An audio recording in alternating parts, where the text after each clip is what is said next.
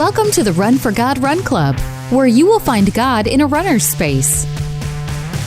Welcome to the Run for God Run Club. This is your one stop each week to be motivated and inspired to get off the couch and onto the running trail where you can, in turn, inspire others to do the same. Let's learn, laugh, and leap into running together, giving God the glory for what we are able to do in His name. I am your running host, Dean Thompson, and we're going to share a story from another faithful Run for God Run Club member who struggled to get to the finish of that big beach marathon, but he leaned on God and everything turned out just fine. We'll talk about that. And then I've gone off the rails in my examples in the past, but this week may be the most egregious. So you don't want to miss how running and our faith is related to a Stephen King story. And joining me to discuss those stories and more is Run for God founder Mitchell Hollis. So, Dean, it sounds like you've gone from bass to baritone now. Yeah. Are you getting ready for some choir special or what's going on? Yeah, I just had a little cold and it just keeps hanging on. It doesn't want to leave me. So, hopefully, I think I'm on the good side though. I'm on the side where I'm getting better. So, okay. Well, you sound a little bit deeper today. So. Yeah. Well, I'm just, I'm thankful with everything that's going on and having, like, it's been over a week that I've been having some difficulties and been a little sick, but I've been able to kind of keep things going and get the things done that have to be done. And this is a good hour and a half. Well, it's probably, some of it's due to the fact of where we live. We've had like all 4 seasons in the past few days. Yes, that's true. It was very cold, then it got spring-like, and then it almost got, it was 70 yesterday, stuff's starting to bloom, and then there's supposed to be snow flurries on Saturday. So go figure. That's not good for the immune system for sure. I wouldn't think so. Hey, we got a lot of stuff coming up, and so I want to take this spot right here and just talk about the things we've got coming up. So next Monday, today is Monday, February the 20th. But on the 27th, we kick off the J-Fest 5K Challenge. We've talked about, we're bringing the J-Fest 5K back. This is a great partnership that we had several years back. We haven't done it in a few years. COVID got in the way and some other things. They were in the process of moving the festival. But J-Fest is the Tennessee Valley's largest Christian music festival. The headliner this year is Crowder. They got Mac Powell. They got all kind of great artists that you hear on the radio. But we're doing a 5K to kick that day off, and it's at the Tennessee River Park in Chattanooga, Tennessee. But it's a great weekend. That race is May the 20th. But on February the 27th, we are kicking off the 5K challenge, a nationwide 5K challenge, just like we did the 5K challenge and the marathon challenge that kicked off in January. If you didn't get to be part of that, you can join the 5K challenge starting February the 27th, which kicks off, and we'll graduate either at a race in your area, or you can come join us for the J-Fest 5K. And your race entry there includes an all-day pass to the festival, which is they have 10 bands. It's an incredible Saturday. And then on April 14th through the 16th is the Run Club weekend. We've been talking about that. People are starting to sign up for that. That's an incredible weekend. You've heard us talk about it on here before, but it's where people from all over the world who are part of Run Club come into Dalton, Georgia for the weekend, and we have things going on Friday night. Saturday morning is the free 5K that if you're part of Run Club, you get that for free. Saturday evening, we have our banquet and entertainment, and Sunday morning we all kind of finish the weekend off worshiping together at my home church. And so that is April the 14th to the 16th. So we've got February the 27th is the kickoff for the J-Fest 5K Challenge. So if you're out there and you're not part of one of our challenges, you can join us for that. April 14th through 16th, we've got the Run Club weekend. April 15th is the Run for God 5K, and then May the 20th is the J-Fest 5K. And then we got more stuff scheduled out even beyond that, the Hawkins 10K and some other things, but we'll get to those at a later date. But put these things on your calendar. These are just incredible events where it brings everybody together, and it's just a good time to get to know everybody that you chat with online on Run Club. It's a great opportunity to get together and meet those people. We've had some incredible friendships form through the years, and that's what it's all about. Yeah. And then also, marathon gear, as of today, marathon gear is still on sale. So if, we open that up for 3 weeks, we've got 1 more week left. So if you want to get that marathon gear, just remember, this is the only 3 weeks that it's open for purchase. We may open it a little bit later on in the process, but it doesn't stay open all the time. So if you want that marathon gear, the hoodie, the t-shirt, the hat, go to runforgod.com, click on the store, and get those today. Yeah, I need to get me one. Yeah. All right, how about a Facebook post from this past week? It was really hard to choose a Facebook post from this week. There's a bunch of them right now. So many good ones. Yeah. But I like this one for a few reasons. So this one comes from Rita Porter. It says, I just finished my last long workout, 10 miles, before the half marathon I'm doing next week. It became a lesson in faith. Before I even started, self-doubt crept in my thoughts. The awful voices I have struggled with most of my life telling me that I'm not good enough. I won't be able to do it. I started to remind myself that I did it before without a strong training plan, that I have been consistent, that I am lighter, that I have fueled well. That helped for a while, but it didn't remove the thoughts. They were just less loud. When they returned, I remember why I was attracted to this club initially. The training is not just strengthening my body, but my faith as well. I changed the direction of my thoughts. I prayed quick prayers. I can do all things through Christ who strengthens me. I am who you say I am. My faith will be stronger than my fear. You are with me. My thoughts will be true and pure. My attitude changed. I became happier and less hard on myself. I began to enjoy the experience. I finished better than last week's effort. I will do my best to remind myself this week to focus on strengthening my faith to prepare me for next weekend and next week, and life, really. That's a good post, she's so she open. Gets it. Yeah, she does. Yeah. I like the idea of just being open to when people. I don't know that ever a lot of people do understand it because they respond to it.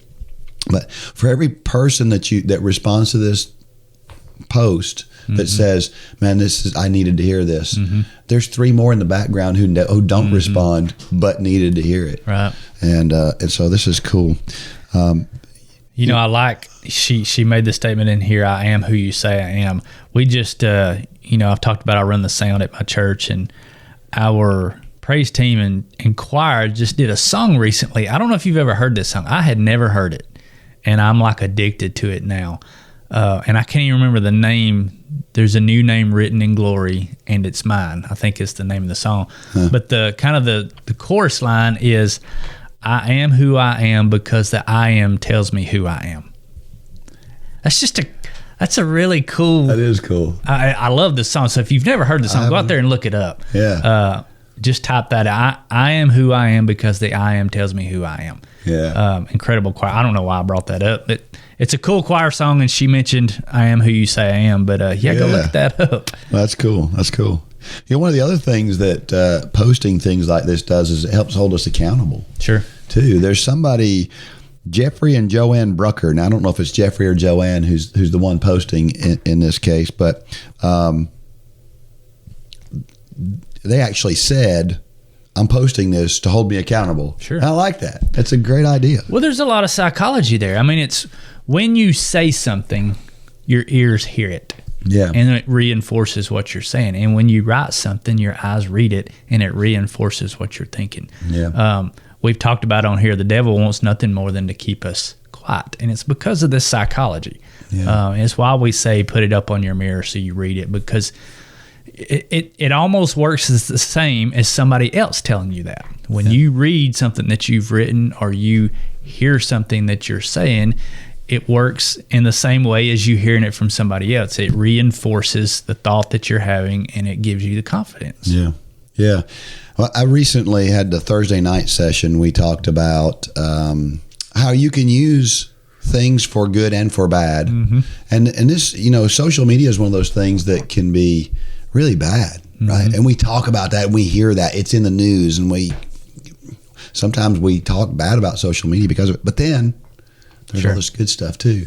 And so I've been really convicted recently about that. We even had with the college team, we had a kind of a big discussion about this because obviously that's a big issue for them. But if you're anti social media, I get it. Yeah. Wholeheartedly get it. But realize there's a good side to that too. And this is a great motivation for people. Mm-hmm. So it's very often the motivating factor behind Run Club. Yeah, I mean, right? We've said it many times that the Run Club social, which is on the Run for God app, and the Run Club Facebook group, which is a private group. We try to keep the riffraff out of there, but both of those things are worth. Those two things are worth the price of entry to Run Club because of exactly what you're talking about here. People, it seems like God always prompts people to say things, not that they need to say or they're just trying to get off their chest, but because other people need to hear it. And you see it on the post. I mean, like you just said, people comment and say, I really needed to hear that today. And that's where we're better together in those scenarios. But it's also why it's a great idea for these times when we all get together to try to make the trip, because man, it just takes those relationships that you form with those people online, it just takes it to a whole different level. And these are good relationships. These are the people that you meet in Run Club. We've talked about it. We very, very rarely have to remove something on one of our social platforms in the Run Club realm. Right. And it's because there's just nothing bad. I mean, it's all good stuff. We have the occasional person go off the reservation, but that has been very, very, I can probably count them on one hand that I'm thinking of. Yeah. And that's within thousands and thousands of posts. Yeah. So if you're not on there, get on. I'm thinking of Christy from Texas. Yeah. Christy from Texas. She came down and she did the whole Couch to Marathon last year on her own by herself. And she even did it without the social, because when she started the marathon challenge last year, she fasted from social media and she never got back on. And kudos to her. Yeah. But she just, I think it was maybe on the way to Gulf Shores or the week before or something, she decided to download the app. And she was blown away that there was that big of a community. And I think Holly was even telling me that some family came with her. And when she got here, everybody was calling her by name and talking to her. And her family was like, who are these people? And it's just the testament that if you're in this club, you've got this humongous family. Yeah. And I don't know, that's just the coolest part of this ministry. It's pretty cool, but I will say this. When you read those posts, this is just a word of caution, I guess. When you read those posts, make sure that the motivation you feel from those posts are coming from the reminders that it's God who is our strength. Sure. And not the post. Right? The great thing about these posts is that God's in them. Right? But most everybody on here points to Christ. Absolutely. They point to their source of their strength. They do. Which is awesome. It is. You're not going to see that in any other forum on the internet. That's true. We had a trivia question for last week. It was this: what is the best type of diet for a runner or walker? And You're sneaky, Dean. I think you said this sounds like a trick. And it is, because, of course, there is no right diet. It's kind of like a training plan. We talk about training plans all the time. There's a million different training plans and a lot of different ways to get there. You just got to pick one, right? So, for example, I eat a plant-based diet. Well, I'd say maybe the opposite thing to a plant-based diet is a keto diet. But you know what? I know people who are on plant-based diets who are very successful. I know people who are on the keto diet who are very successful. But if you put those two together, it's not going to do you any good whatsoever. So you can't take different pieces. You just got to find one that you can live with, that you like, and then keep it up and stay on that plan. Consistency over time. Yeah. And being, what's the word? Realistic in what you're going for. Because, we've talked about it on here. Some people just go, first of all, we don't like the term diet. Right. You're eating plant-based because you choose to, but that's just your lifestyle. It's not that you never have a piece of meat. Right. We don't like the absolutes. Right. Because with diet, that's just, to me, it's not sustainable. Now, are there people that have not eaten a piece of meat for 20 years? Yeah, there are. But by and large, and that's what we're talking to, is the masses, it's these absolute things are just not sustainable. It's why we talk so much about, oh my gosh, help me with her name, Jackson Hole. Eden. It's what I like about Eden. She's very practical. Yeah. In her dieting advice, and I don't believe she calls things diets either. She doesn't. It's the way we look at food. It's the lifestyle. Yep. And it's very practical. I had some very alarming numbers come back at the end of December, and with my cholesterol, I mean, it was in the red, you're about to die zone. You better get it under control. And so I've changed some things. I still eat meat. I eat less fatty meat. I've kind of closed my smoker off. I still have a cookie. I had a cookie last night at church. I still, but I've just pulled back and tamped down. Well, I still eat the same things. I just, more moderation. I'm smarter about when I'm eating. I'm not eating as much of the fat. And just those few, I'm down 15 pounds. Wow. I really didn't go into this to lose weight. Right. I went into this so I wouldn't die.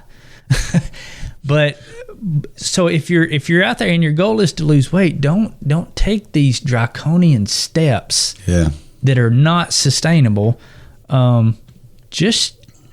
We all know the things to do. Yeah. Don't pick and choose different things on the internet. Just be sensible and be consistent, and you'll get the results you want. Yeah. Well, you notice when I talk about my diet, I don't call it a vegan diet or a vegetarian diet. I call it a plant-based diet because I feel like that describes my diet better, because it's, you don't have to have some fancy name for your diet, I guess is what I'm saying. And so like you said, when this past week, I was traveling with the track team. On the way back, they wanted to stop at Chick-fil-A. We stopped at Chick-fil-A. I had a chicken sandwich. Yeah. It's okay. I don't do it every day, and I don't plan to do it every day, but under some circumstances, a little bit. So, but to your point, when you do most of the time, I'm eating good food, and it pays off. Sure. So, yeah. I heard somebody one time, I can't remember her name. She was an 800-meter runner, and she's from Chattanooga.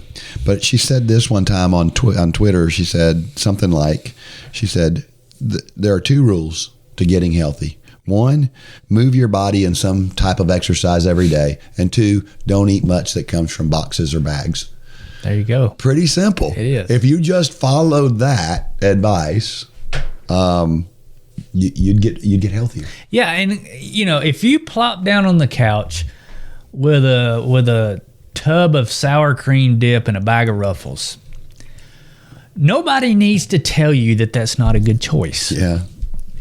So many of these things we even talk about the training plans that we do. They're not rocket science. You can find all this stuff on the internet, and 99% of the people understand the concepts. Mm-hmm.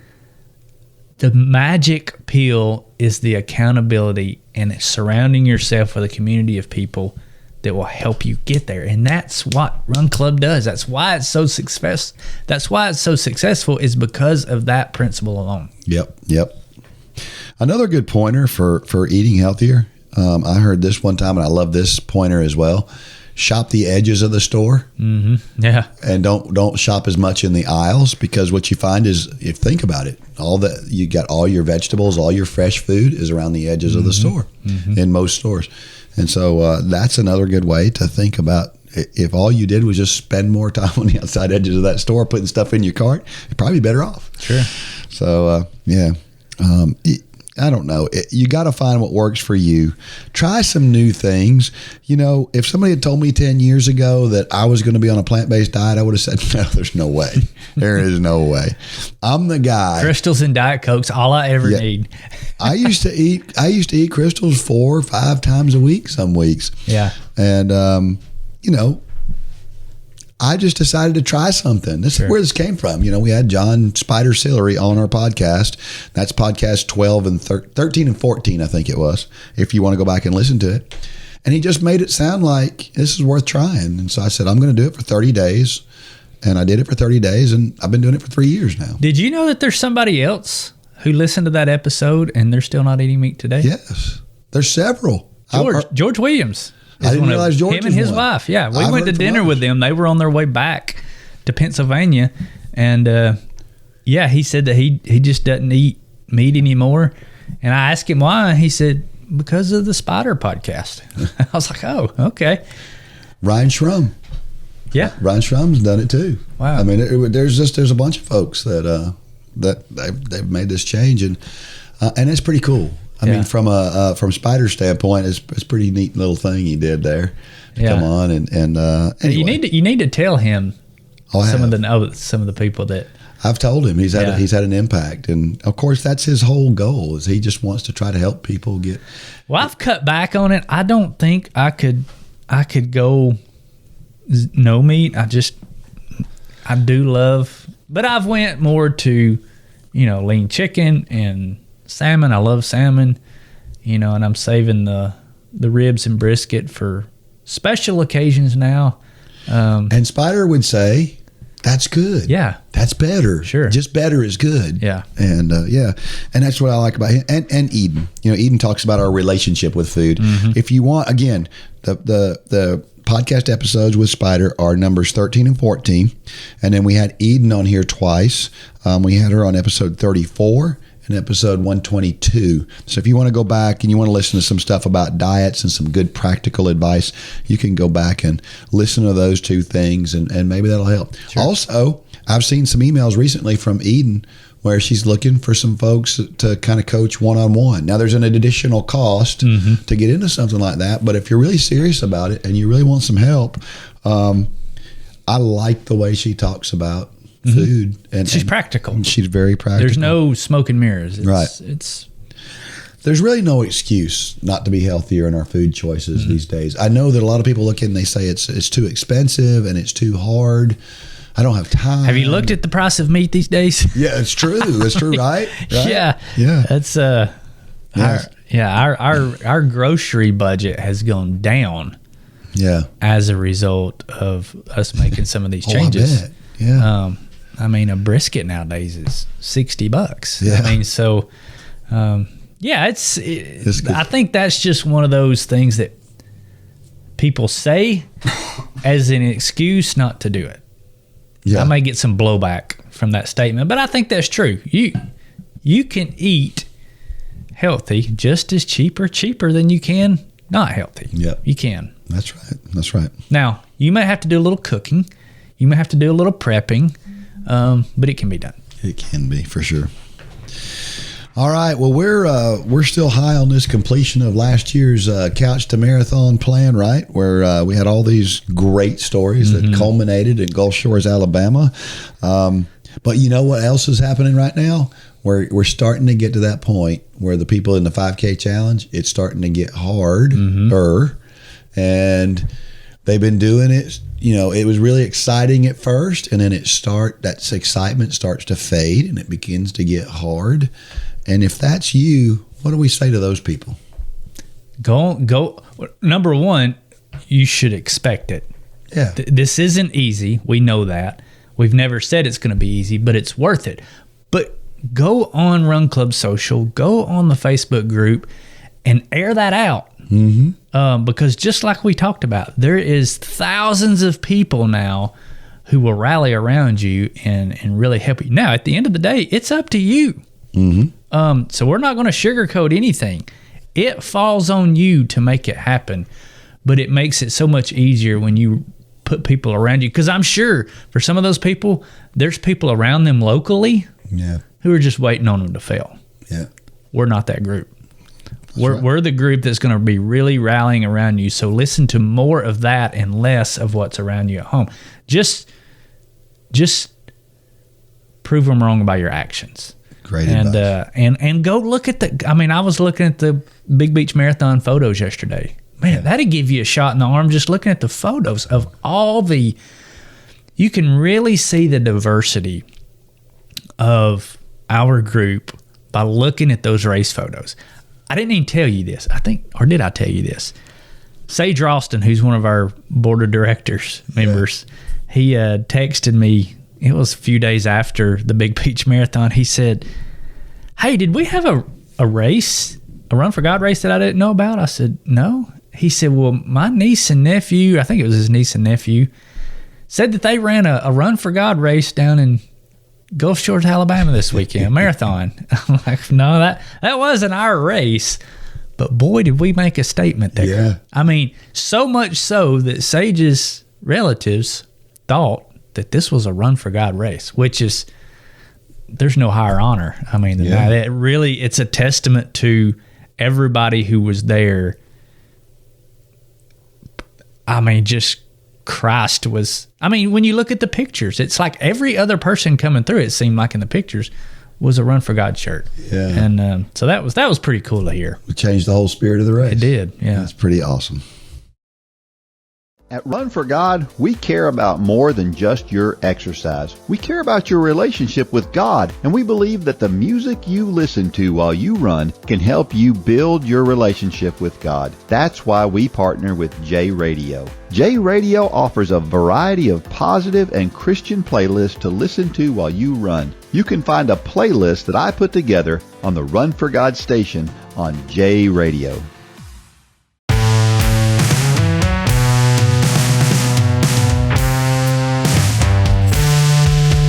All right, we're back, and don't forget about Thursday nights. We do live stuff on Thursday nights, and it's a good opportunity for you to ask some questions and learn some things, and some of that can be it can be running educational. But we also do some spiritual stuff, and it's kind of a hodgepodge of things, and I think we have some fun on Thursday nights. So make sure if you're not joining us on Thursday nights, you do. And of course, you can go back and catch all of those Thursday night lives after the fact on Run Club Social. Sure. With the app, and so check those out. And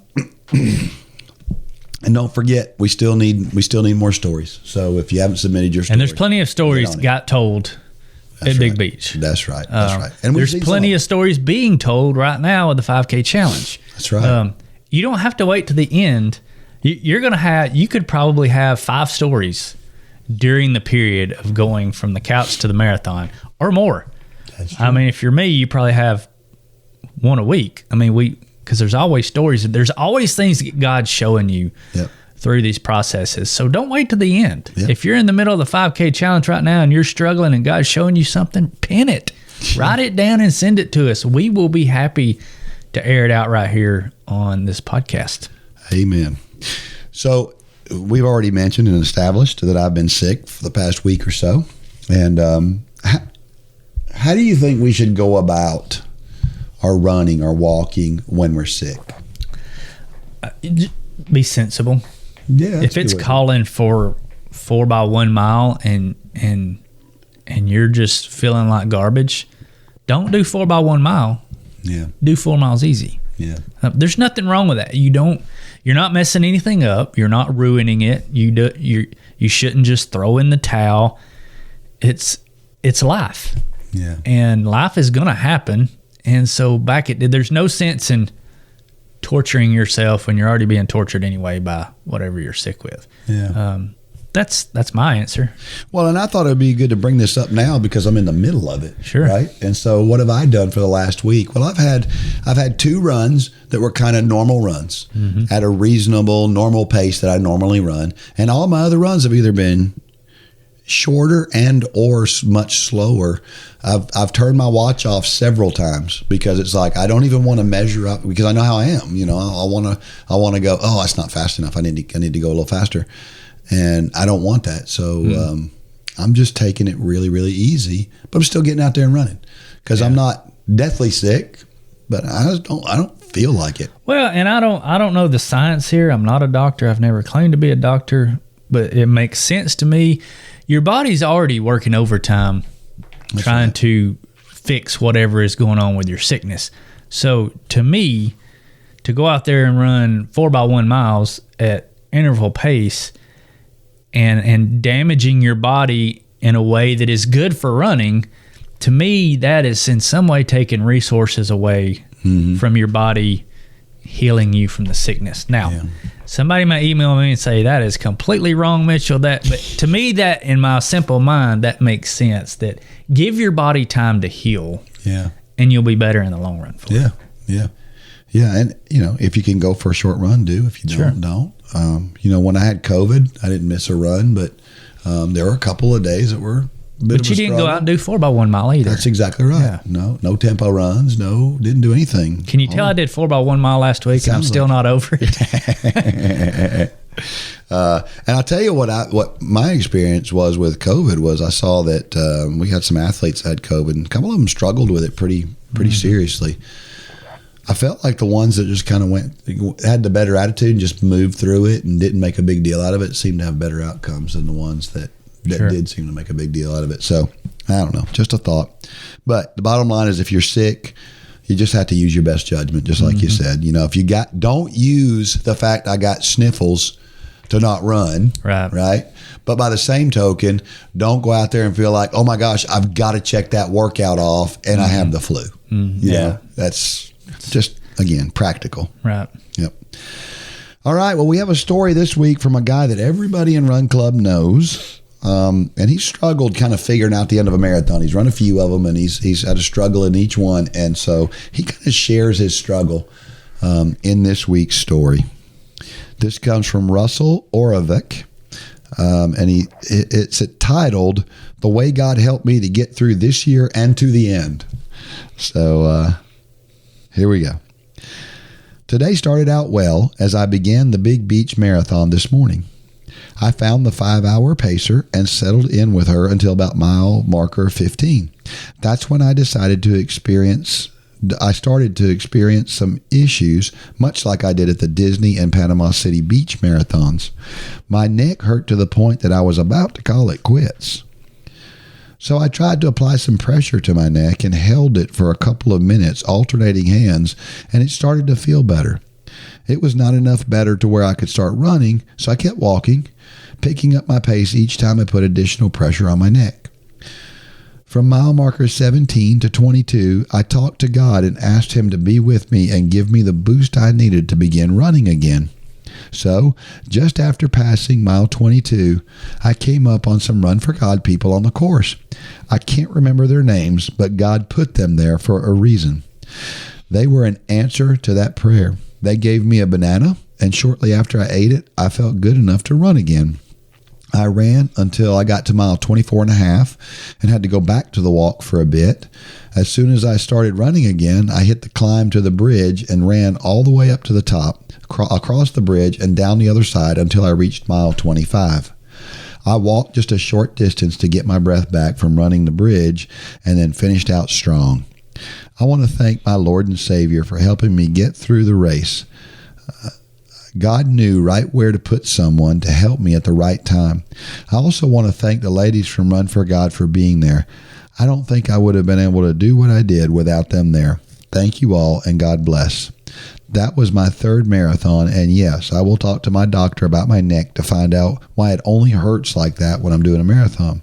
So until next time, God bless and keep shining your light. You all are awesome. I'm so glad I found this group 3 years ago at the church I was going to at the time. You know, Dean, I've said it more than one time after that weekend that race, that weekend was Hebrews 12:1 lived out. Yeah. Lay aside all the sin and snares which encumber us, and let us run with endurance the race that is set before us. But it's talking about being in a cloud of witnesses and people cheering us on. It's kind of a picture of heaven to me. When we enter the gates of heaven. What we're going to see is kind of like entering a finish line chute, which is why we always, I mean, if you looked at that race, Run for God people were the only people there pretty much at the end. Yeah. And we were cheering and yelling and screaming. I mean, even when the last lady came in, it was Run for God people there yelling and screaming. And I mean, Russell's right. It was just a cool weekend in that aspect. Yep. I remember being worried about Russell because, he ran the 7K the day before. And he ran it fast. And he ran really well. Yeah. And so when he wasn't there, by 5 hours, I was like, that doesn't make any sense. And so I was really a little worried about him, and knew he probably had something going on out there and didn't know this is what he was going through. But I hope he does. I hope his doctor is able to help him with it. But it sounds like he could be having some kind of a cramping issue, maybe. Whereas, a lot of people, when they get tired and when they start to hurt a little bit, they get real stiff. And it may be that what Russell is doing is his shoulders are getting stiff. And as he does that, he's tightening up the muscles in his neck. And that could be what's going on here. I don't know. But I remember one time having a muscle spasm in my neck. It is probably the single most sharpest pain I've ever had in my whole life. And I just remember I looked down and I tried to look back up and I couldn't lift my head up. Yeah. And every time I did, this sharp pain would go through my neck. And I remember I was at running practice. I was in college. I was at practice, and I went to the coach. I said, "Coach, I can't run." I said, "My neck." And so I went to the trainers. The trainers did a little bit of electrical stimulation on it, made it feel a little bit better, but it still hurt really bad. I went to my doctor, and it's the only time that I almost hit a doctor. The doctor grabbed my head and moved it, and I screamed aloud. Anybody that was outside in the waiting room probably said, "I don't know if I want to go back there." But it was super painful, and it was just all it was a muscle spasm. Yeah, things with your neck are no joke. I have, I think 2 or 3 different occasions over the past several years. In the early morning, laying in the bed, you know how you kind of just stretch in the bed? Yeah. And I've heard a loud pop. Oh. And it's so loud it scares you. It almost wakes you completely up. And for 2 or 3 days, I don't know if you remember it, but it's like I think neck issues and back issues. Yeah. I've never had any of them consistently, but I've tweaked my back before and I've tweaked my neck. And man, those are things you number one, you want to take care of. Don't be, as I get older, I don't lift things like I used to, even though I'm pretty sure I can. I'm pretty sure I shouldn't. And a lot of times lifting heavy things can get your neck too. So it's true. Yeah, just want to take care of those 2 things. How about this? Philippians 4:13, I can do all things through Christ who strengthens me. I like that Russell's first thoughts here when he started to struggle was to pray to help God get him through it. I mean, that should be our default, right? And I think that this verse, we've talked about how this verse has a more specific meaning, that Paul is talking about, something, again, more specific. But I also think that this verse helps us in a more general way too. And that's what Russell is kind of saying here, is that his thought was, God can help me through anything, and this is one of those things. And I know sometimes we think that, well, all these little things, why would God help me through a marathon? It wasn't his idea for me to do this or whatever. But God, he wants to be in all that we do. Sure. And I think this is a good verse for that. It's kind of a motivating verse, and it motivates me from time to time because I think that a lot. And the Bible talks about how even just a little bit of faith can help us do big things. And this is the verse. This isn't the verse that says that, but it's the verse that backs that up. Sure. Right. So we have to believe that God can help us, but we often the thing about this verse is, and we've talked about this recently, I think, that we can't hope that God is going to help us, right? When we pray, we have to pray knowing that God is going to help us. And I think this verse is one of those that it's very direct in saying that God is going to help me through things. Yeah, I've talked about on here the past few weeks. I'm kind of doing a verse by verse thing that we'll talk about it some other time through the book of James. And James is the verse you're talking about. It's James 1:6-8, and you what you said is true, but it goes a step further than what you said, and we don't like to hear this part. But James 1:6-8, it says, "But when you ask, you must believe and not doubt, because the one who doubts is like a wave of the sea blown and tossed by the wind." That's where we usually like to stop. Yeah. Well, I'm a little wishy-washy, but you got to go into verse 7. That person who doesn't pray expecting God will answer their prayers. That person should not expect to receive anything from the Lord. Such a person is double-minded and unstable in all they do. That should ring all of our bells. Mm-hmm. We like to stop with, well, I'm just not giving my whole heart into my prayer. I'm not praying, believing. I have this other option. You say in your notes, you say we often like to hedge. Mm-hmm. Well, if we're praying and we're hedging, we're double-minded and we're unstable in all we do. Yeah. That should ring our bell. Yep. Because you're right. We can do all things in Christ who strengthen us when we believe and we have faith in what we're praying for. But too many times we come to God and we're like, His answer is going to be one of our options. Yeah. His words are clear. Don't expect to receive anything. You're either all in or you're all out. Wow, that's pretty powerful. Psalm 37:23, "The steps of a good man are ordered by the Lord, and he delights in his way." He goes on to say, "He shows me that he has me every step and run that I take, no matter the challenge." I found this commentary. It said, what does the word good mean when you talk about good man? And it says, there is nothing for good in the text. Geber is the original word, and it properly signifies a strong man, a conqueror or hero, and it appears to be used here to show that even the most powerful must be supported by the Lord. Otherwise, their strength and courage will be of little avail. I really like that, because it doesn't matter how strong or tough we are. A lot of times, and you and I are like this, right? Mm-hmm. We feel like we can muscle through stuff, and that's all we've got to do. But the truth is, we need God for everything that we do, and everything we do can be better if we'll lean on Him for it.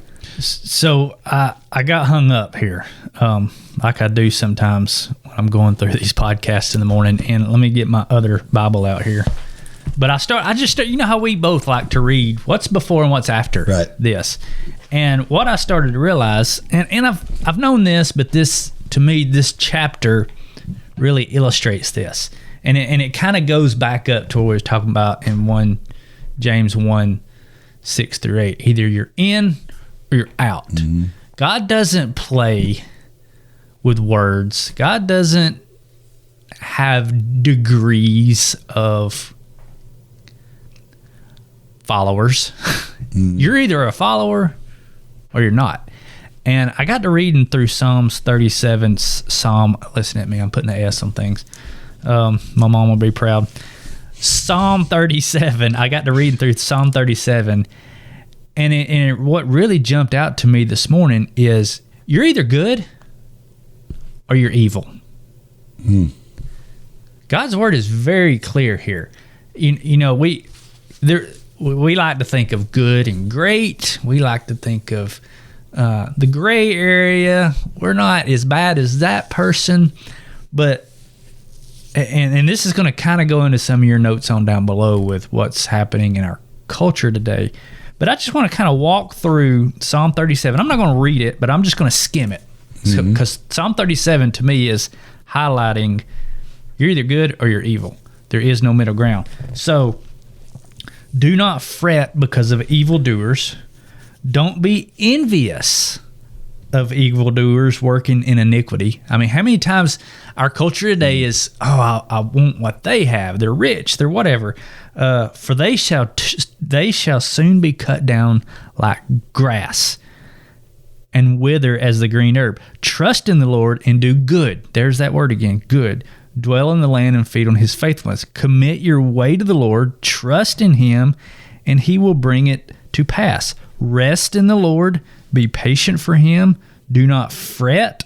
Prosper in his ways. Cease from anger. Forsake wrath. Do not fret. It only causes harms. Evil doers shall be cut off, but those who wait on the Lord shall inherit the earth. For yet a little while, and the wicked shall be no more. Indeed, you will look carefully for his place, but it shall be no more. So you'll try to, think back in history. This really stuck out to me this morning. Think about the names that you know of in history. They were good people.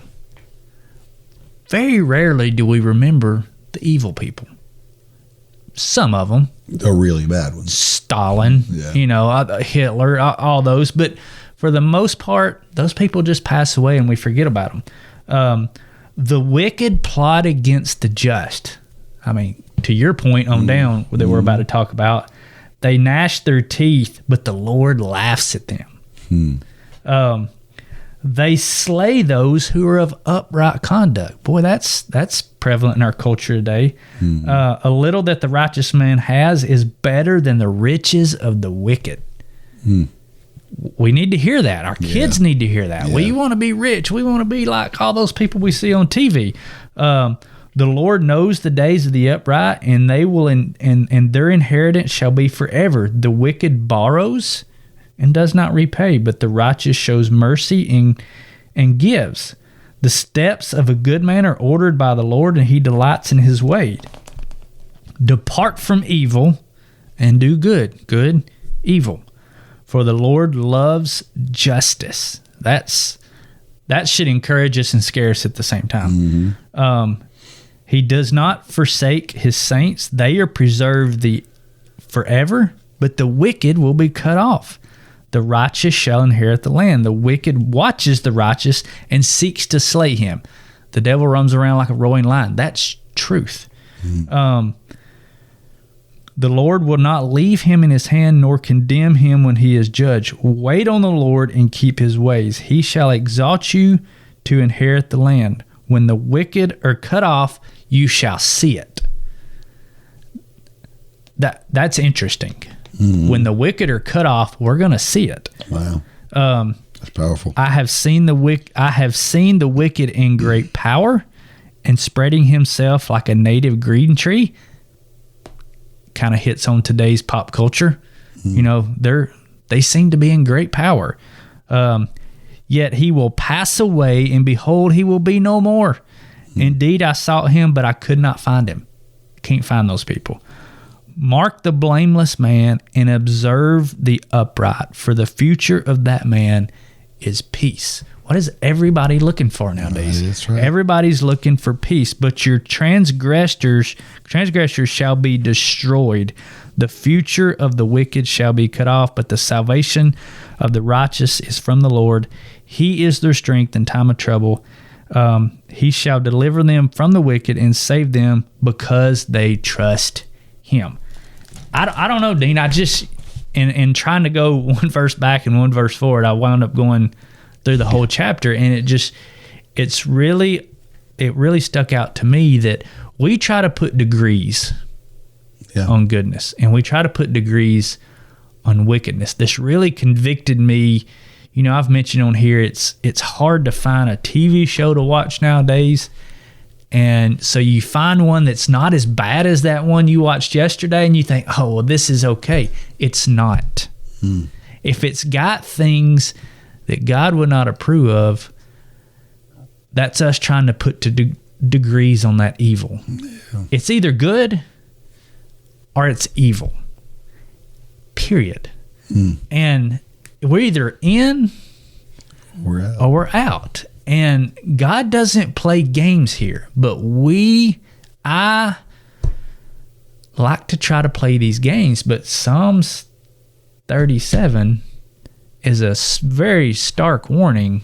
Don't be playing these games. Yeah. You're either good or you're evil. You can be a Christ follower and doing evil things, and there's gonna be, you're gonna have to account for that. I don't want to explain some of the things that I have already done. Why would I keep doing those things and have more to explain for? Yeah. But we do it, and it's because we allow the evil to slip into our homes, our families, our minds, our thoughts, and we justify it because we say, well, we're not as bad as what they did on the Grammys that you're going to talk about. But guess what? In God's eyes, we are. Yeah. And that's like a gut punch to me. Yeah. Yeah.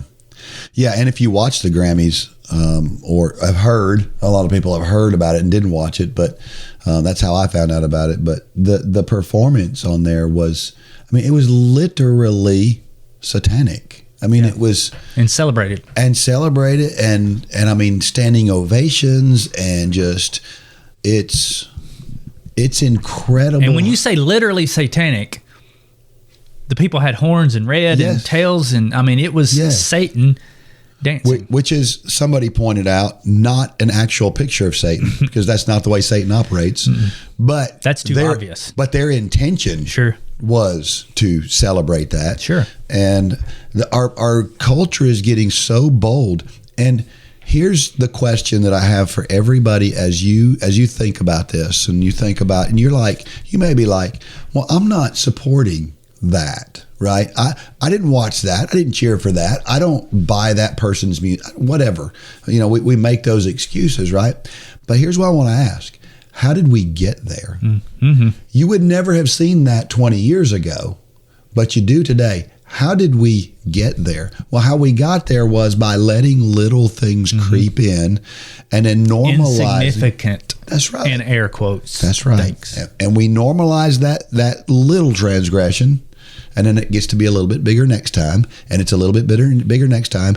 And now we're full-blown satanic performances on primetime TV because we've normalized that kind of stuff. Now, it turned out to be a huge deal, and there's been all sorts of blowback on it, but we never should have got there. And it's going to get worse if we don't stand up. And so my question is, you and I are the same. We've talked about it a bunch of times, where we start watching a TV program and we see something we don't like. And what do? Turn it off. You don't watch it till the end. And see how that episode turns out. But Dean, if you're like me, we're trying to find a show right now. It's like we can't find it. But we started watching one night before last, and it had some stuff in there that I say, well, it's not that bad, because it's not what was on the other show, which caused us to turn it off. Yeah, we're putting degrees. Yeah, it's either good or it's evil. And if we can get and I'll be honest, I'm struggling with it. And it's I'm struggling with it because God is really working on me. Thank God Russell put Psalms 37 in his, because it really rocked my world this morning. If you start going through it, God never says, well, if it's not that bad. God is very black and white. We are so gray. We like varying degrees of, well, it's not really black. It's kind of a dark gray, and I'm over here in the light gray. If it's kind of like that IRS audit. You talk to your accountant and he's like, well, it's kind of in the gray area. When that auditor comes, guess what? If you're in the gray, it's black. Yep. Period. That's right. You're not arguing with him. That's right. That's how God is. Yep. It's either white Yep. or it's black. It's either good or it's evil. And there's nothing in between. And that is so hard to wrap my head around, but it's truth. And if of course the percentage is going down, but the percentage of people who call themselves Christian in our country was like over 70% 20 years ago. Less than 50. Yeah. If that 70% of people stood up and said, I'm not doing that, I'm not supporting that, then guess what? Sure. We wouldn't be where we are today. And so I think it's important as Christians that we don't need to be ugly about the way we do things, but we should not be supporting things that are, like you said, in the gray area. We should be supporting things that are crazy thing is the Grammys the other night, that wasn't the gray area. But if we don't stop what we're doing in 20 years, that's going to seem like the gray area. Yeah. How scary is that? Right. What could possibly be worse than what took place on that stage the other night? There's plenty. Yep. There's plenty. But we can't put our mind out there, and that's what culture is doing. Yeah. They're doing they do this explosive thing on stage the other night, knowing they're going to get some blowback, but they can cut back 20%, and everybody's going to be like, oh, okay, well, that's better. Yep. That's right. Well, that's an 80% step forward from where they were. Yep. And we'll both get off our soapbox. Yeah, we better do that. 1 Corinthians 10:31, therefore, whether you eat or drink or whatever you do, do all to the glory of God. Black and white. Black and white. Yep. Here's the question that you have to ask yourself. Does God endorse what I am doing, what I am watching, what I am saying? And listen, we're all going to make mistakes, right? Heavens knows I have said some things that as soon as they get out of my mouth, I'm like, oh, that is not what I wanted to say, right? We all do it. Yeah. But what are you planning? What are you doing intentionally? What are you justifying? Yes. What are you watching that in your heart you shouldn't watch? But it's not as bad as that other thing. Yeah. If that's the case, think about God sitting on the couch next to you watching it. Think about God's got a set of headphones on listening to the music you're listening to. And then now how does that make you feel? Mm-hmm. Because he is. He literally is. So, we've got to take a stand. And this verse talks about everything that we do should be done. Now, not everything needs to be preaching. Not everything needs to be, something that the Bible tells us we should do, but it can't be the opposite either. We have to live. The Bible doesn't really talk about how we use our fork when we eat, whether we have good manners or not, or anything like that. That's not what we're talking about. There's a lot of stuff that's not addressed, and it's normal everyday living stuff, and we're not talking about that stuff. Mm-hmm. But there's a lot of areas where we know. Sure. We know we're in the wrong spot, and we aren't doing things to glorify God. Talked about on a Thursday night here recently about how we shared a story in Isaiah where somebody takes some wood, they chop a tree down, and they use part of that wood to eat. They warm their food up with it, heat their food up, cook their food with it. They warm their body with it. Those are good things, right? But then they also use part of it to carve an idol. Mm-hmm.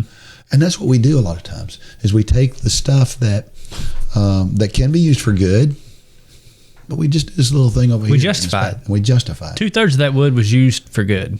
1/3 was used. That was only 1/3 of it. To build an idol. Yeah, most of it was. And that sounds so ridiculous, but we do it every day. We do.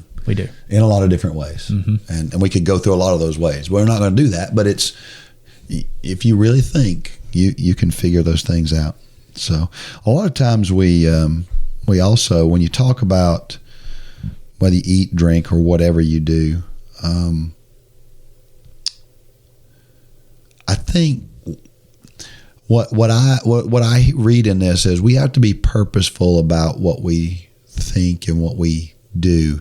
And so it's like the idea of looking for the opportunity to share Christ with people. A lot of people are like, I think, and I have been in the past, I've been like, well, I don't really have the opportunity. It didn't come up in conversation. Could it have? Mm-hmm. Could I have helped it come up in conversation? Could God have helped me to bring up the right way for it to come up in conversation? We got to be purposeful about those things. And sometimes we misinterpret things. Yeah, I think we need to get off this, but one other thing I think is important is how you and I just talked about this for the podcast. We didn't go into the James 1:20, but the next thing we have to think about when being confronted with those things that we're going to say we don't agree with is how we react to them. Yeah. Because so many times I'll see something and I feel like there's, and I'm using my wife's word because my wife and I had a conversation about this the other night. I feel like there's been an injustice and I need to fix it. Yeah. And James 1:20 talks about anger and how man's anger is not good. And so I spent about half my day yesterday in James 1:20, and because God was just really wrecking me over the coals, under the coals, through the fire. But we are supposed to take steps. There's self-righteous anger and there's righteous indignation. And one is from God. God does not say don't get angry. That's not what James 1:20 says. It said man's anger is not good. But 90%, at least in my life, 95% is self-righteous anger. Even over the things of, I can't believe that showed that, and I get angry and I want to go do something about it. So how do you tell the difference?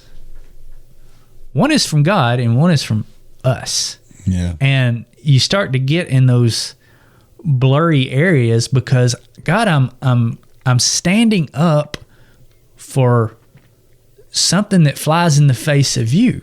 Yeah. How many times did Jesus just stay quiet when he was on his way to his death?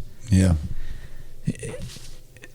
Us getting upset and trying to take matters in our own hands, even when it's the things of God, especially when it's the things of God, it's not always the right.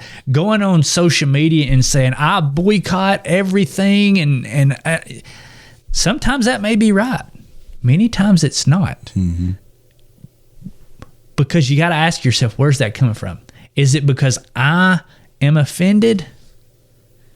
Or are we upset because that offends God? Yeah.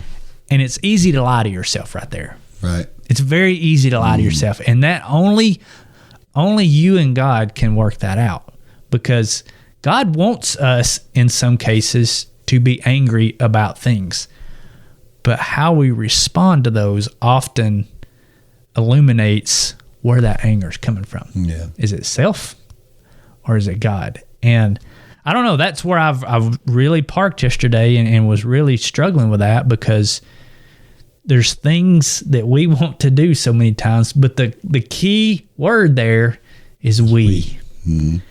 I don't think, I feel like, self. Yeah. All self. Yep. And that's so convenient, because I'm one of those. I think you're one of those. Yeah. We see something that is wrong and we're going to make it right. We're going to get on the phone right then. I struggled with this just this week.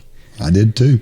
And yeah, we both did. We both similar things. And the banner we were flying was the right banner.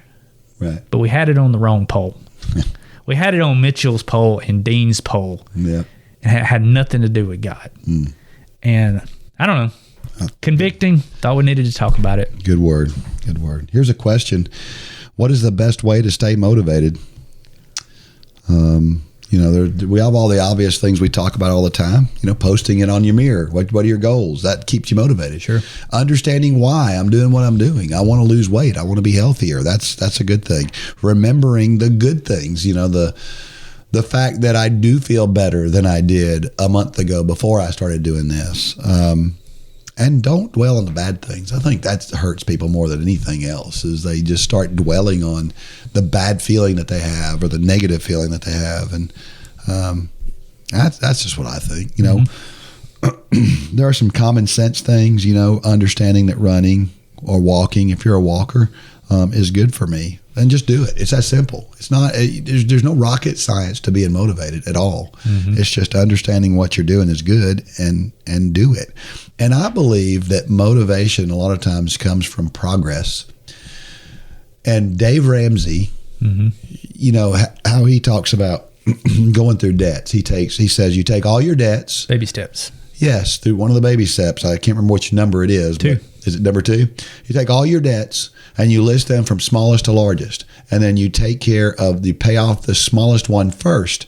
Well, if the smallest one is you're paying up 15% interest and the largest one you're paying a 3% interest, does it make sense? Well, financially, maybe not.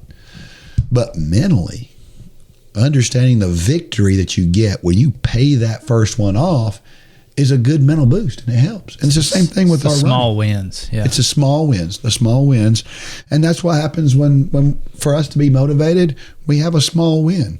We have that 10-mile run that we got through last time that was referenced in our Facebook post that said, "I did it before, I can do it again." Well, it's why I say put it on. I did it just this morning. You know, I'm still old school. I have the paper hanging on my mirror of my marathon training plan right now. And this morning I woke up and I checked off yesterday's. That physical act of taking a Sharpie and crossing it out is one of those small wins. And for me, that is huge motivation. Yeah. And I think for most people, I mean, it's why you hear it in the debt world, you hear it in the physical fitness world. Physically checking things off is just so, because you did something and you're acknowledging and you're celebrating in a small, ever so small way. I did that, and that is humongous motivation. Yeah, that's the right way to celebrate. And then there's times when I don't hit that workout like I should, and I'll make a note: got 3 reps in instead of 4. Yeah. But guess what I still do? Still mark it off. I cross it off. Yeah. I don't fret the 3 out of 4. I celebrate. I got 3/4 of it done. I'm going to cross it off. And the next time you got to do it, you're going to motivate yourself by going, I'm I going to didn't get it all note. done last time, but I'm going to this time. Yeah. Yeah. Another question, is it coincidence or does God put people in our paths to help us along the way? We talked about this one a million times. There's no question that God is coordinating and orchestrating all the things that go on around us. I mean, I think about you and I and our relationship, and it all started when you really, really think back. The thing that started it all was a mutual friend of ours getting injured and not being able to run a half marathon. Who was that? Lori Roberts. Lori Roberts. Yep. She got hurt. She couldn't run the half marathon that she had signed up for and had trained for. And so like the day before the race, she's like, hey, I'm not going to be able to run this race. Do you want to use my entry? And I was like, sure. All right. And Dean's always up for a free race. Yeah. Well, and I had the Boston Marathon the next week, I think, that year. But anyway, I thought, but that's about the right length training run I need. Sure. So I thought, well, yeah, I'll go run it. So I go, and in order for me to change that name, if I had just signed up for it, I don't know that any of this would have happened. But because I didn't, I had to talk to you to get my entry changed. And so you and I talk, and then afterwards we start to talk a little bit, and it's just the little things that God will use to get the ball rolling. And I just see God at a lot of different corners in what we do today, right? Yeah. I'm a firm believer that there are no coincidences. We've had some pretty long discussions about this as a family at night with, talking about creation and the people who believe it just happened by chance. It was all a coincidence. And that is so crazy and foreign to me to think about. But there are those out there that feel that way. But yeah, I mean, it's our lives and everything in it is like one big puzzle with millions and millions and millions and billions of pieces. Billions of pieces. That can't happen by chance. Yeah. Crazy little trivia. I know we're probably going long today. Million to billion. I saw a video yesterday and I talked to my kids about this. You know, a lot of people think a billion is just a little more than a million, right? You know, it just kind of makes sense. Yeah. I saw a video where a guy said, if you take 1,000,000 seconds, how many days is it? It's 11 days. If you take 1,000,000,000 seconds, how many days is it? 33 years. I was going to say it's years. That's insane to think about. Has nothing to do with what we're talking about, but yeah. I don't know. We said million and billion. Yeah. Good little piece of trivia for your family to know. Yeah, it is. Last question. How can I motivate others to start walking and running? Of course, that's the $1 million question. And Dare? Does dare work? You're pretty good at that. Yeah. That's how that first class got started. I dared everybody in my church, basically. I dare you. No, I mean, a lot of times it's example. Yeah. Provide a good example. Mm-hmm. Don't be arrogant. Don't be cocky, but share what you're doing and what God is showing you through the process. And that'll motivate people. And we've talked about that, the quote, preach the gospel at all times, and if necessary, use words that people follow your example. But here's the truth. Everybody in my neighborhood knows that I'm a runner. Everybody where I used to work knew that I was a runner. They would see me running, right? But I don't know that anybody took up running because they saw me running. Mm-hmm. But when I started a class at that place where I worked, we had 35 or 40 people that signed up for this running class because they knew I was a runner, but I had to ask first. Mm-hmm. And so you can't just expect that you live well and then everybody just notices and everybody emulates what you do. There has to be words. There has to be words. And you mentioned daring. For some people, that's a good motivation. And for some people, it's just, man, I'll tell you what, gosh, ever since I started running, I feel so good. I sleep better, you know, and those things can persuade people. I mean, think about. I can count a few in your class that are still avid runners today. Mm-hmm. And it's true. But that change would have never took place if you'd have just sat back and not said anything. That's why coaching a Run for God class, even if it's 2 people, we get so hung up on numbers. Yeah. We hear it from instructors and coaches all the time.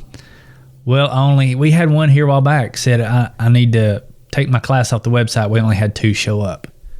That's awesome. God sent you 2. Yeah, celebrate that. This is not a competition of numbers.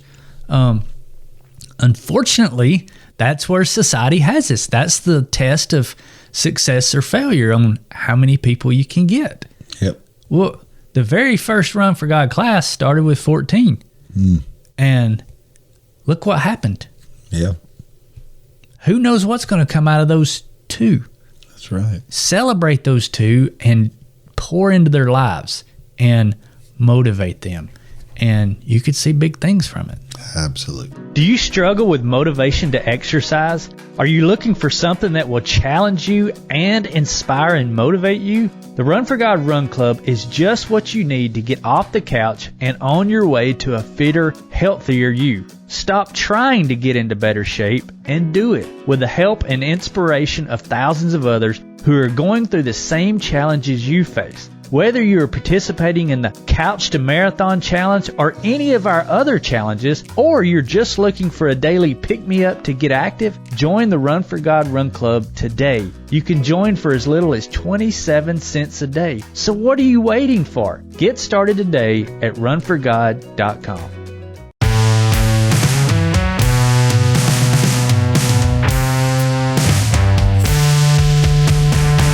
All right, we're back, and you're not a shoe snob, are you? No. You know, I Give bought, me the cheapest ones. Yeah. Well, I bought some super spikes. You know, the super shoes. I've been looking for.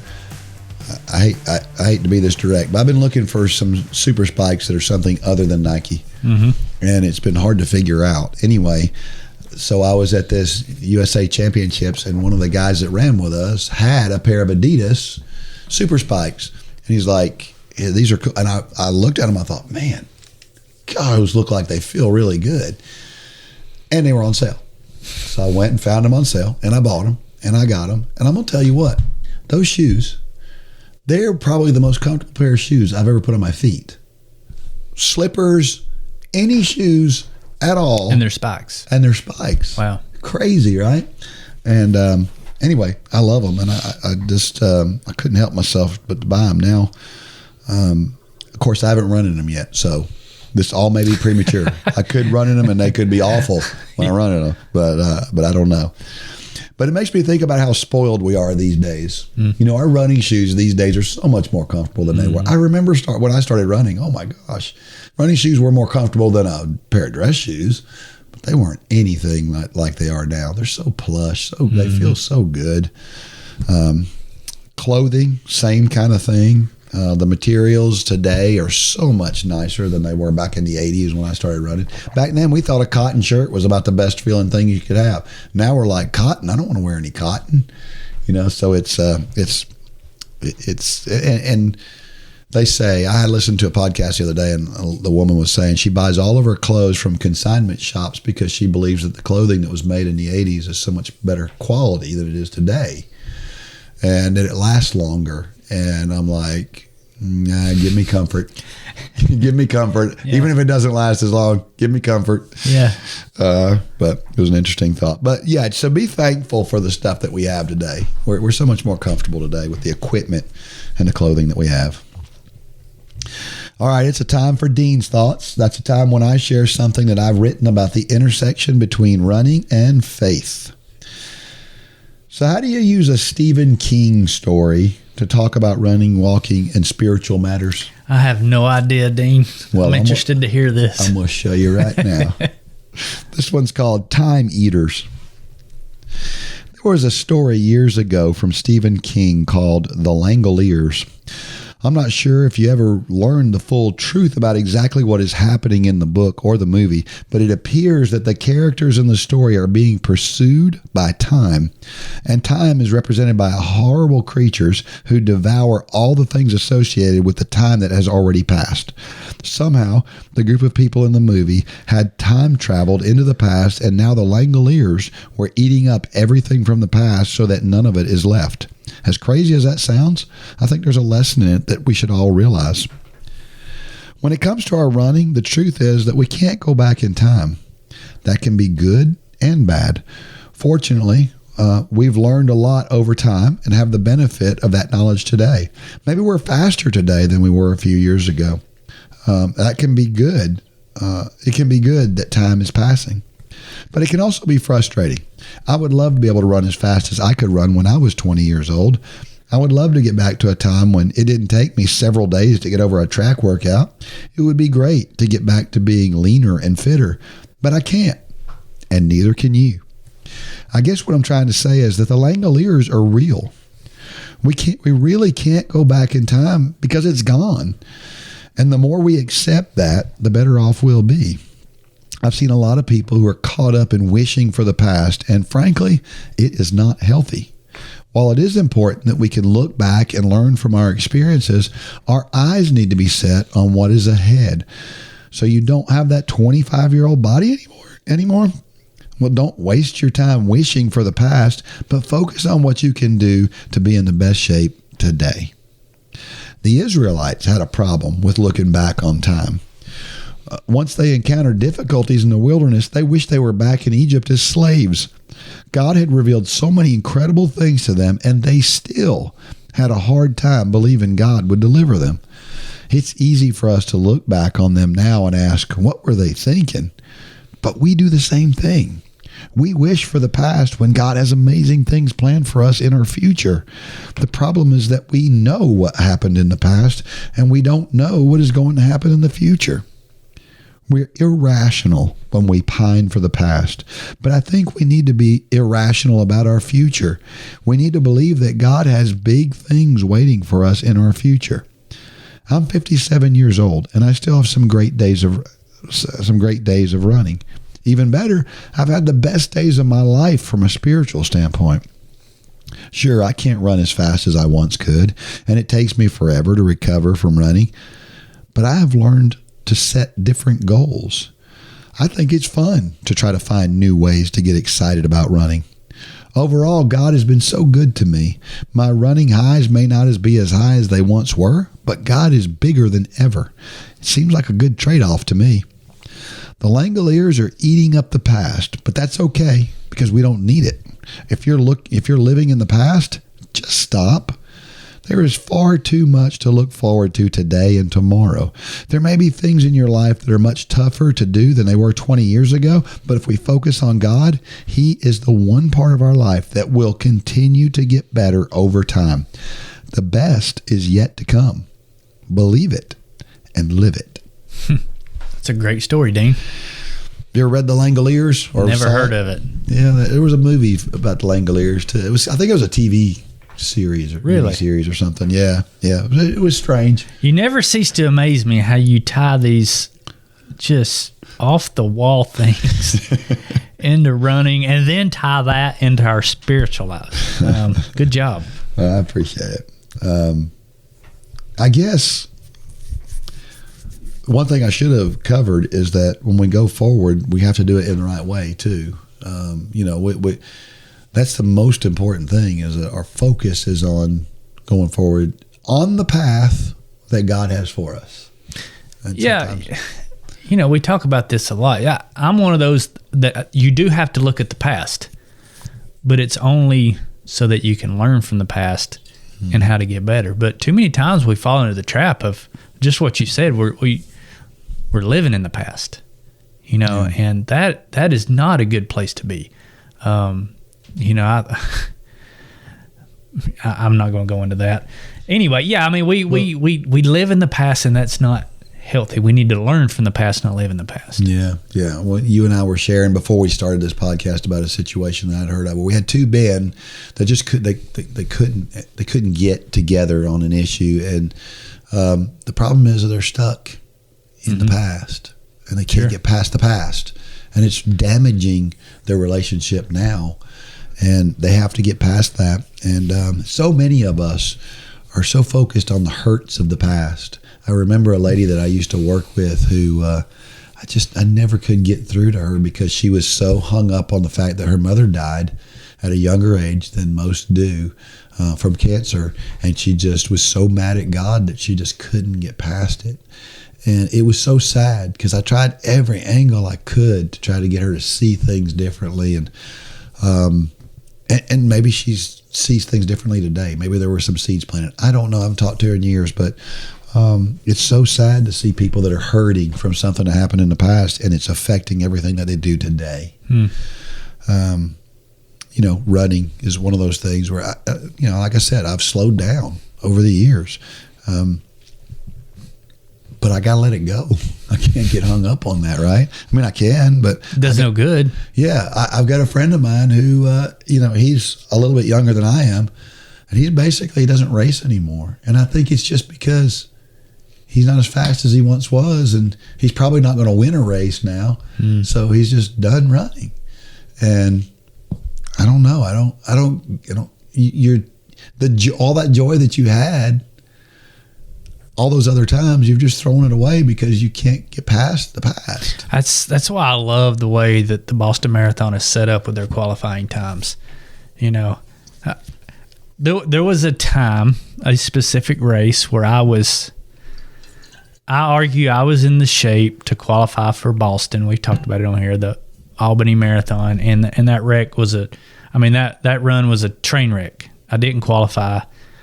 And it would be so easy to look back at that and say, wish I could get that speed back. But the cool thing about the Boston Marathon, is you can let your age catch up to your qualifying time. Right. So I don't think I will ever be back to running like that, but there's still hope for me to qualify for Boston one time, because that line keeps moving. And that's how it's, like you said, you look at different ways to challenge yourself, but too many times we want to challenge ourselves in the same way we did 20 years ago. And that's not healthy, whether we can do it or not. Yeah. We should always be changing our challenges and our bars up, because that's the spice of life, right? I mean, to keep things new and to keep things fresh. And that's the cool thing about running, is there's so many ways to do it. It's a very simple sport, but there's so many ways to change it up. Yep.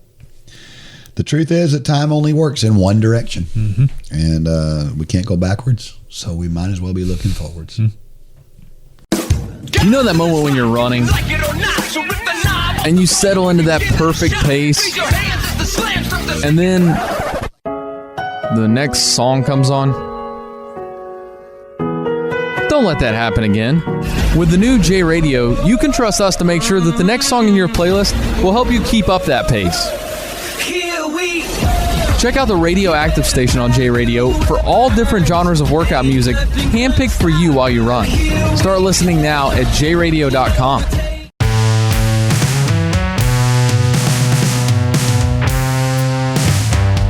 All right, every week I share a reason why running and or walking is so awesome. And here's this week. There aren't many cooler things than completing a marathon.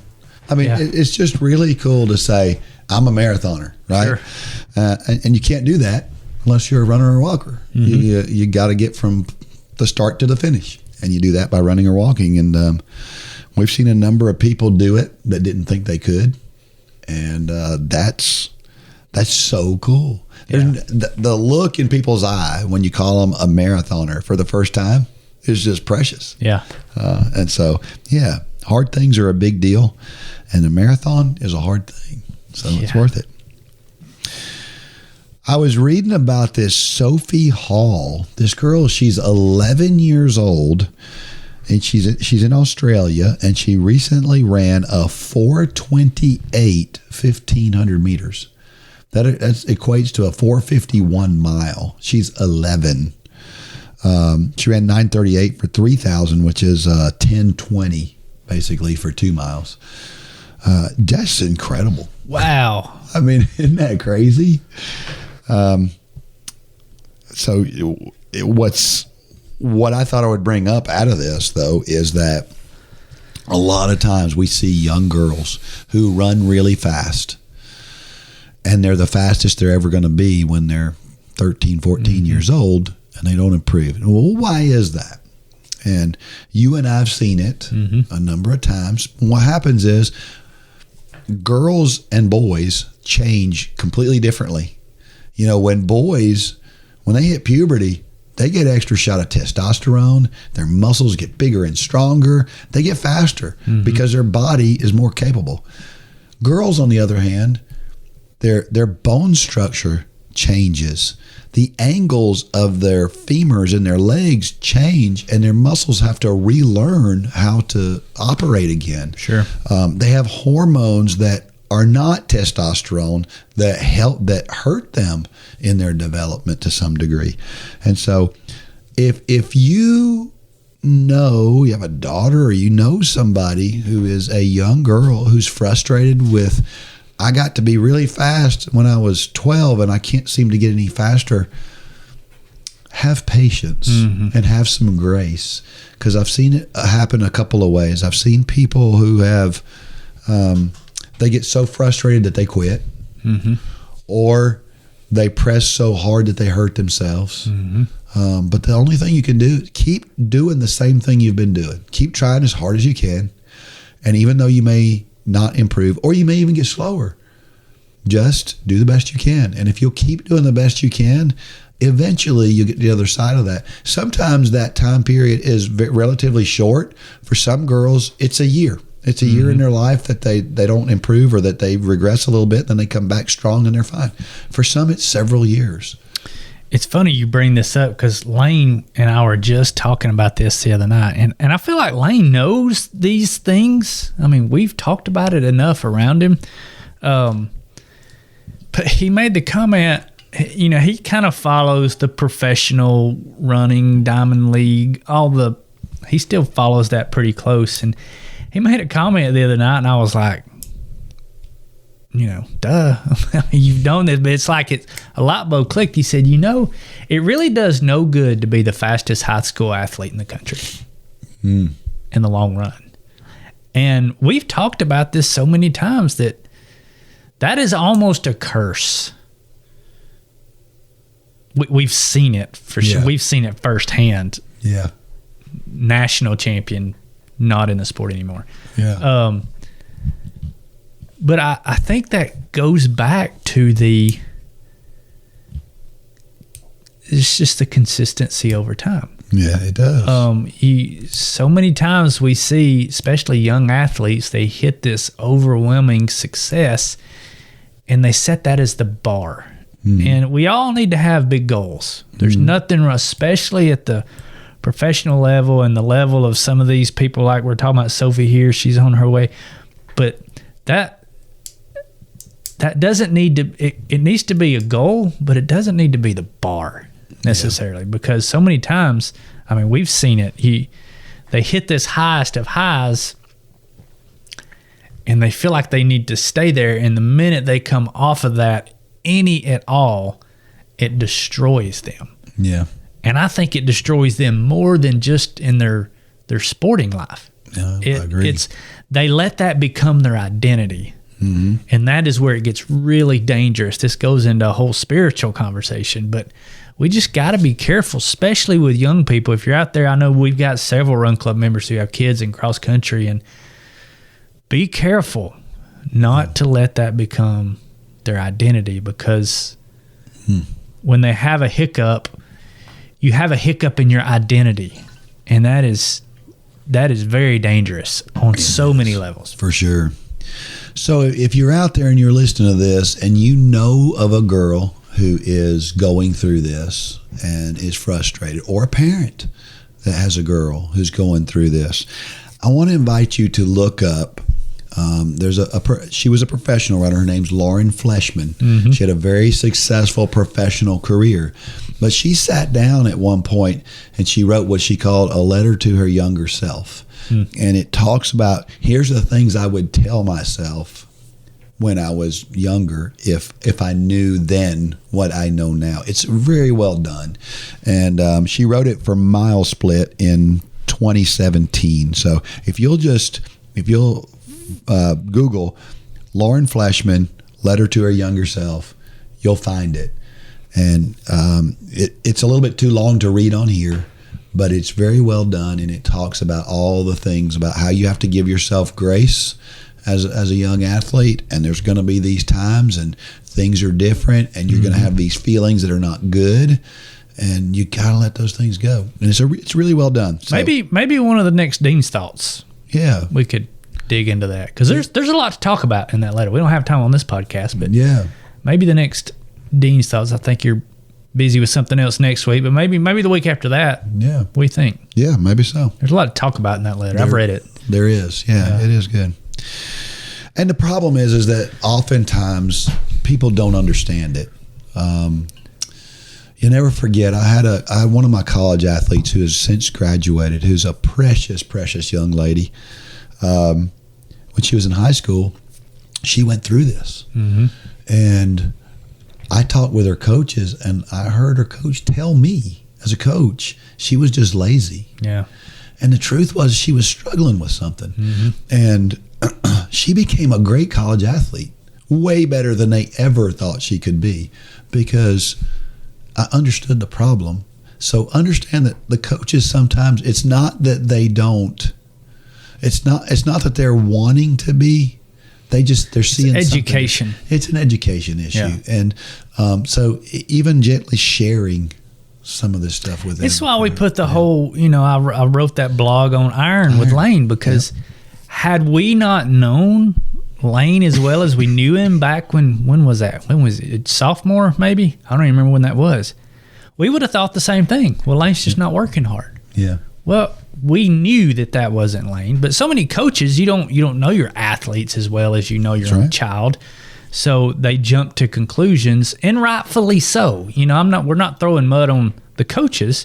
It's simply an education thing. So that's why it is important for, if you've got young, especially female athletes, I would argue even male athletes. That's for sure. Any athlete Absolutely. needs to read her letter to her younger self, because there's so much to dig into there. Yeah, maybe we can do that on an upcoming podcast. We'll do that. Well, let's finish with something not so heavy. So this week, I'm at a track meet, and I'm sitting there, I'm watching the shot put. Okay, and we've got a couple of girls in the shot put. I'm watching the shot put. I look over and I see this guy standing there watching the shot put. I'm like, that guy looks familiar. And I look at him a little bit closer. I'm like, man, that guy looks a lot like Alan Webb. Alan Webb is the American record holder in the mile. And then I got to thinking, wait a minute, I think I heard that he's coaching somewhere now. And I looked it up. Sure enough, it was Alan Webb. So I got a chance to, he's the American record holder in the mile. He set that record way back in 2007. Still holds that record today, 346.91. A super fast guy. And that record was 25 years old when he broke it. So we don't have a lot of, that record doesn't get set very often. But he's coaching at a Catholic school down in Florida. And I talked with him for a little bit. He's a super nice guy. I think at some point in time we're gonna get him on the podcast and talk to him and pick his brain a little bit. But talking with him, he mentioned God 3 times in our conversation. Good Christian guy who probably has some insight on a lot of things. Yeah. And so hopefully we'll get a chance to talk to him. So that's pretty cool. I was kind of starstruck, I kind of geek out over stuff like that. It's, a lot of people, it's like. Yeah, you were texting me. Yeah. Guess who's here? Yeah. A lot of people do that with like singers or somebody like that. And I couldn't care less if Garth Brooks walked in this room right now, right? But this was Alan Webb, man. Yeah. So it was pretty cool. All right. How about a trivia question for this week? And I'm just going to piggyback off of what we just talked about. Here's our trivia question. Whose record did Alan Webb break in 2007? And not only who broke it, but what sport did that guy who broke it, what sport did he basically invent? That's intriguing. Yeah. So go check that out. Figure that out. And when you find the answer to that, send it to dean@runforgod.com, and we'll share that. Or if you're the first one to answer that question correctly, then we will send you $20 worth of gift card or gift code to the Run for God store. So get on it. All right. I'm going to leave you with this motivational thought of the week. It comes from Khalil Gibran. I'm not sure how to say that. And I don't think he's going to get mad about it because he's been dead for 100 years. But it's this. I slept and I dreamed that life is all joy.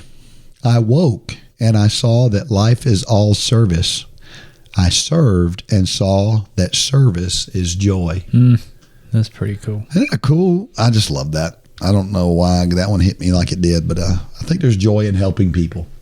That's a lot of what we try to do through Run Club. We talk about the coaching. Yeah. There is so much you're going to get as the coach, more so than your students, out of coaching. Absolutely. We've got a lot of classes signing up right now, so go check that out. Go to Run Club, go to the members area, and go down to coaching and read about it. You might decide that's for you. Absolutely. And make sure that you're sharing this podcast with others. Make sure that you're subscribing and doing all the things that you need to do and to help us grow this ministry. Because the more people that hear what we talk about, the more likely it is that God's going to use somebody within this club to reach somebody and make a change in their life that is life-changing. Sure. So do that. All right. Until next week, may God bless every step of every run. Go out there and shine your light. Good job, Dean.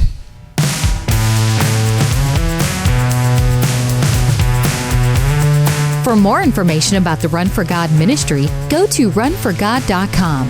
If you have questions about your salvation, click on the Peace with God tab. There's nothing more important. Thanks for joining us today.